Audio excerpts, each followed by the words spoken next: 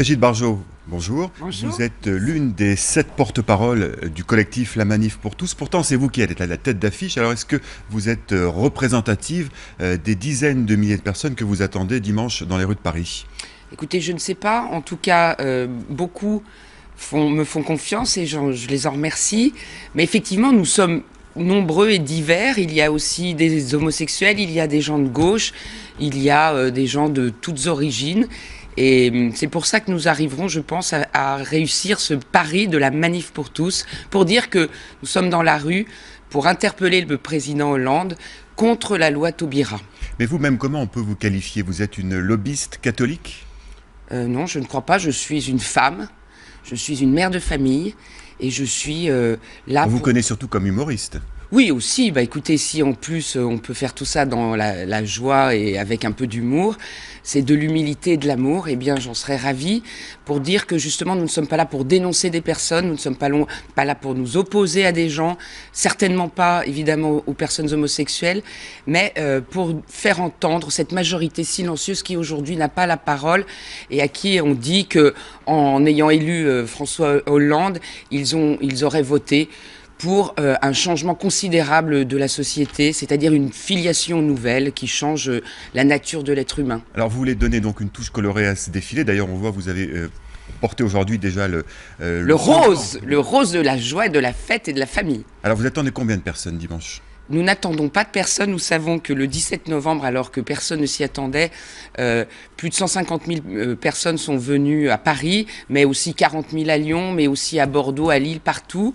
Eh bien, au moins que tous ceux qui étaient déjà en région au mois de novembre et de décembre se retrouvent. À partir de 200 300 000 personnes, on sera déjà crédible pour que le président nous entende. Alors, le slogan de la manifestation? Tous nés d'un homme et d'une femme. C'est exactement ce que nous souhaitons que le Code civil conserve aujourd'hui dans le cadre des principes de la fondation de la famille, cellule première de la société. Est-ce qu'il n'y a pas un risque de récupération politique de cette manifestation? Eh bien écoutez, non.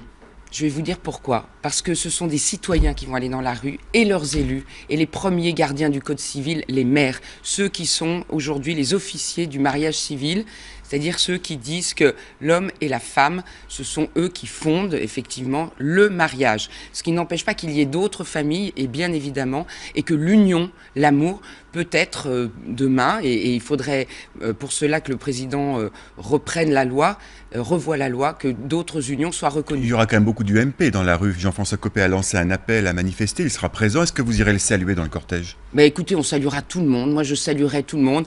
Monsieur Copé, mais aussi des maires de gauche, mais aussi des anciens ministres, je pense, comme Georgina Dufoy qui sera là, mais aussi peut-être des prêtres. Elle sera vraiment là, Georgina Dufoy. Hier, semble-t il, il y a eu un incident avec ACT UP lorsqu'elle est venue elle a voulu venir à votre conférence de presse. Oui, c'est plus qu'un incident. C'est carrément un hold-up d'ACT UP qui a empêché la prise de parole de cette femme courageuse qui aujourd'hui a des choses à dire sur le fond de notre message et qui effectivement s'est vue une fois de plus accusée de meurtre et d'homicide, ce qui est absolument scandaleux. Alors qu'elle est blanchie par la justice et que voilà, aujourd'hui on ne peut pas museler la parole comme cela par un groupe ultra minoritaire. Il y aura aussi le Front National qui est divisé. Alors Marine Le Pen ne sera pas présente dans la manifestation, vous le regrettez? Mais écoutez, les gens font comme ils veulent, je ne regrette rien, je ne regrette que ceux qui veulent venir viennent. Marine Le Pen a décidé de ne pas venir, c'est son choix. Non, on ne regrette rien, on accueille tout le monde. Les ecclésiastiques également sont assez divisés. Monseigneur Barbarin sera présent dans la manifestation, mais André 23, lui, ne viendra pas, ou en tout cas il ira peut-être saluer les manifestants, mais ne défilera pas. Est-ce que c'est la place de l'Église d'être dans la rue dimanche? Encore une fois, il s'agit d'une opposition au changement du mariage républicain. Donc ce sont les personnes qui sont aujourd'hui les membres de la nation française qui défilent. Mais vous savez, heureusement, notre pays comporte des gens qui ont la foi, puis d'autres qui ne l'ont pas, et puis qui ont comme métier d'être prêtres ou évêques, et ce sont tous des citoyens. Quelle réponse le gouvernement doit donner dimanche soir à votre manifestation? Le gouvernement? Oui. Mais nous interpellons le président de la République. Alors le président? Voilà. Eh bien, le président, nous attendons qu'il nous donne comme réponse de nous recevoir à l'Élysée et de nous entendre. Nous ne sommes que des porte-parole. Moi, j'ai mis ma petite notoriété au service d'une foule immense de 55% des Français qui sont contre l'adoption par des couples homosexuels. Aujourd'hui, tous les sondages le disent, c'est la loi Taubira qui va changer l'adoption plénière. Eh bien, c'est ces gens qui vont demander au président d'être entendus. Voilà. Est-ce que le renoncement à l'amendement PMA, donc, que souhaitaient porter les députés socialistes à l'Assemblée, est pour vous une première victoire ?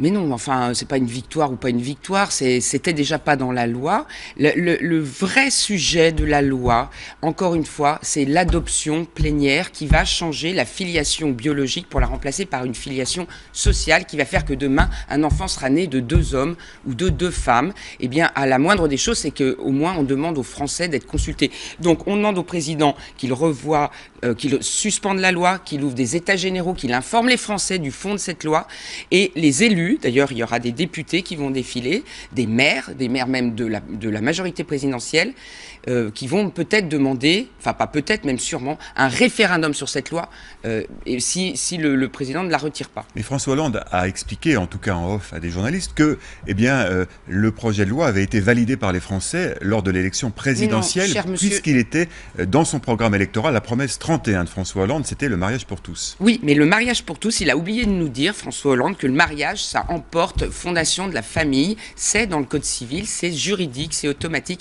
ça il ne l'a pas expliqué. Et encore une fois, les Français sont pour une union entre les personnes et l'amour des personnes de même sexe, mais pas pour le changement de la filiation, de l'égalité à la naissance des êtres humains qui en découlent. Vous-même, vous aviez célébré un mariage fantaisiste en 2007 dans une boîte de nuit. Vous étiez favorable.